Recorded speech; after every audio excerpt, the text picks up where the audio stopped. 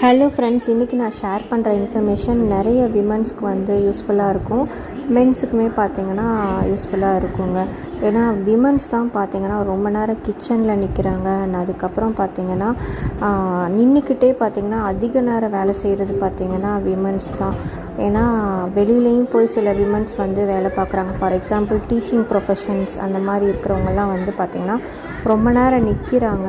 So அப்படி நிற்கிறப்போ அவங்களுக்கு என்ன ஆகுதுன்னா, அவங்களே அறியாமல் அவங்களுக்கு வந்து பாத வலி வந்து எடுத்து அது வந்து சிவியர் ஸ்டேஜ் ஆகிறப்போ வந்து பார்த்திங்கன்னா கால் ஆணி இல்லைனா வந்து கால்கேனியஸ் பெயின் அந்த மாதிரி வந்துடுதுங்க. எனக்குமே பார்த்திங்கன்னா கால் ஆணி தாங்க ஃபார்ம் ஆயிருந்துச்சு. ஸோ அதுக்கப்புறம் பார்த்திங்கன்னா டாக்டரை பார்த்து ஓரலாகவும் மெடிசன் எடுக்கிற மாதிரியும் ஆர்த்தோ கேர் ஸ்லிப்பரும் போடுற மாதிரியும் நிலமை வந்துருச்சு. வீட்லேயும் வெளியிலையும் அந்த ஸ்லிப்பர் தான் போட சொல்லியிருக்கிறாரு. ஸோ லேடிஸ் வந்து 30 ஆனாலும் இப்போல்லாம் வந்து உடம்பு வீக் ஆயிடுதுங்க.